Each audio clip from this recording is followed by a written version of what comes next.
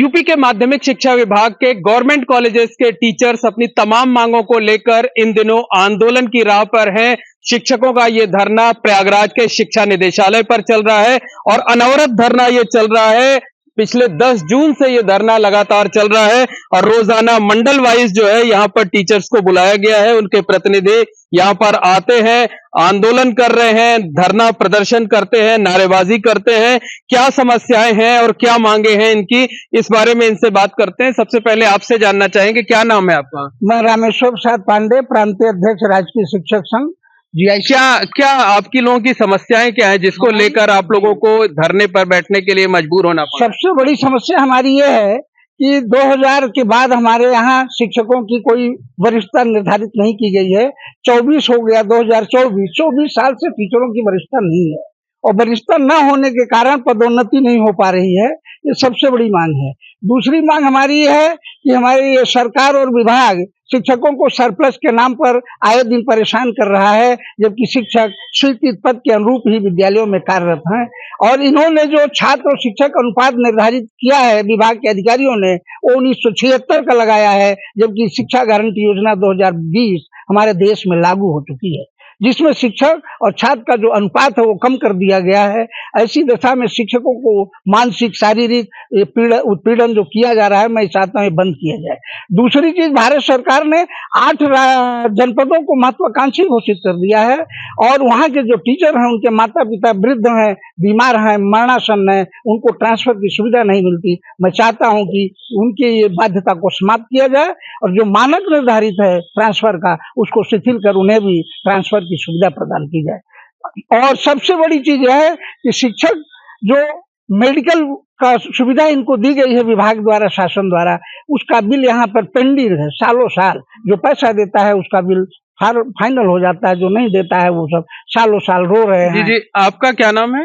दिनेश ओझा। जो आपके साथी ने बताया, पांडे जी ने, उसके अलावा और कौन सी समस्याएं हैं आपके? उसकी अतिरिक्त समस्या ये कि विभागीय अधिकारियों के भ्रष्टाचार की वजह से तमाम काम पेंडिंग पड़े रहते हैं। किसी का चयन वेतनमान है, प्रोन्नत वेतनमान है, जीपीएफ है या एनपीएस, किसी भी तरीके की एंट्री होना, कुछ भी होना, पेंडिंग पड़ा रहता है। जो संबंधित बाबू पटल सहायक से मिल करके उनके साथ संतुष्ट करता है, उनको कुछ लेन देन करता है, उसी का कार्य होता है, बाकी सबका कार्य पेंडिंग में पड़ा रहता है। किसी भी तरीके कोई छुट्टी आती, कुछ भी आता है, उसमें कुछ न कुछ ऑब्जेक्शन लगा देते हैं, जब तक उनसे वो व्यक्तिगत संपर्क नहीं करता। व्यक्तिगत संपर्क करने का सीधा सा तात्पर्य होता है कुछ उनको पैसा देना, बिना वैसा कुछ किया काम होता नहीं है। ये भ्रष्टाचार फल रहा है, फूल रहा है। अधिकारियों की नाक के नीचे ऐसा हो रहा है, न जाने अधिकारियों को संज्ञान है कि नहीं। ऐसा नहीं संभव कि उनको संज्ञान न हो, संज्ञान होते हुए भी आंख मूंदे हुए हैं।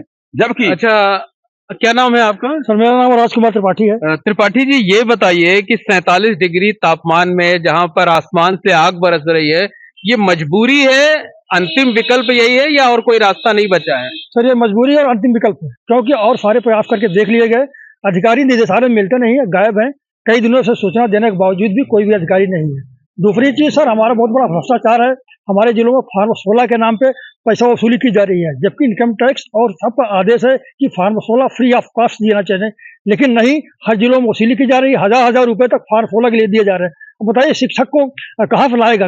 अब उसका परिवार चलाना मुश्किल हो रहा है, इस गाड़ी में उसको घूस मंगा दे रहा है फार्म 16 के नाम पे। ये सरासर अन्याय है, गलत है, ये बंद होना चाहिए। बिल्कुल बंद होना चाहिए, इस तरीके की बात कही जा रही है। आपका क्या नाम है? मेरा नाम ब्रजेश कुमार दुबे है, हम बनारस से आए हुए हैं। जी, बनारस से आए हैं यहाँ प्रदर्शन में शामिल होने के लिए? बिल्कुल सर, हम बनारस से आए हुए हैं। ये बताइए कि ये जो समस्याएं आपके साथियों ने बताई जो है, क्या इसको लेकर पहले आप लोगों ने आवाज नहीं उठाई या नई समस्या, क्या कुछ है ये? बिल्कुल सर, ये समस्या हम लोग जिला स्तर पर भी उठाए और मंडल स्तर पर भी उठाए, लेकिन कोई समस्या का समाधान लोगों का नहीं हुआ। उसके बाद हम अपने पांडे जी सर के नेतृत्व में यहाँ पर आए हुए हैं। पांडे जी के नेतृत्व में आए हुए हैं। अब बताइए कि अगर अब भी आप लोगों की बात नहीं सुनी जा रही है, आप निदेशालय पर आप लोग कई दिनों से धरना दे रहे हैं, तो अब आगे क्या तय किया है आप लोगों ने कि आगे क्या करेंगे? सर, जैसा हमारे पांडे जी उचित बताएंगे वैसा हम लोग कार्य आगे करेंगे और इसी रूप में आगे बढ़ेंगे हम लोग। और जो हमारी मांगे हैं उसको हम लगातार मांगते रहेंगे। और सर, मैं बताना चाहूँगा, हम लोग का एरियर और बोनस अभी भी पेंडिंग है। अभी 3-4 साल हो गए, अभी तक हम लोग को मिल नहीं पाया है। इसको जल्दी से जल्द दिलाने के लिए हम पांडे जी का सहारा ले रहे हैं ताकि हम लोग को मिल सके।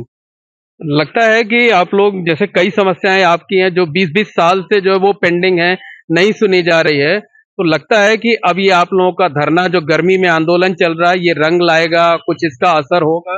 नहीं नहीं, बहुत ही रंग लाएगा। हम लोग जब तक हमारी मांगे पूरी नहीं हो तब तक हम लोग धरना प्रदर्शन करेंगे और किसी भी तरीके हम लोग जो यहाँ पर हटेंगे नहीं यहाँ से।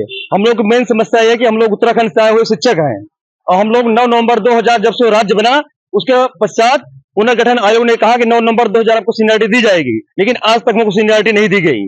हम लोग की एक मांग है, चाहे वो 95 के शिक्षक हो चाहे जिस 90 का हो, सबको कहा गया कि 9 नवंबर 2000 दी जाएगी और जिस मूल पद पर शिक्षक है उस पद पर जाएगा। जैसे उसके बाद प्रमोशन हो गया 9 नवंबर 2000 पहले किसी का प्रमोशन हुआ है, अगर लेक्चरर में या हेडमास्टर में, हेडमास्टर उसमें नहीं जाएगा, वो सिर्फ मूल पद एलटी में तो एलटी में आएगा। और आज हमारे शिक्षकों ने यहाँ ज्वाइन किया, मूल पद पर ज्वाइन किया, अपनी सीनियरिटी खो करके ज्वाइन किया।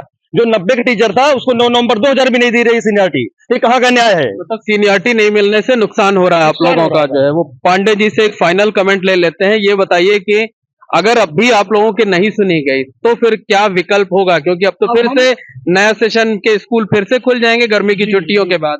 हम प्रांतीय कार्यकारिणी की बैठक बुलाएंगे, उसमें मंडली और जनपदीय हमारे पदाधिकारी भी सम्मिलित होंगे और वहां पर सामूहिक हम निर्णय लेंगे। और हमारे विचार में आ रहा है कि हम जुलाई से तालाबंदी करवा देंगे विद्यालयों में, जब तक हमारी मांग पूरी नहीं की जाएगी हम विद्यालय को चलने नहीं देंगे। आपका क्या नाम है?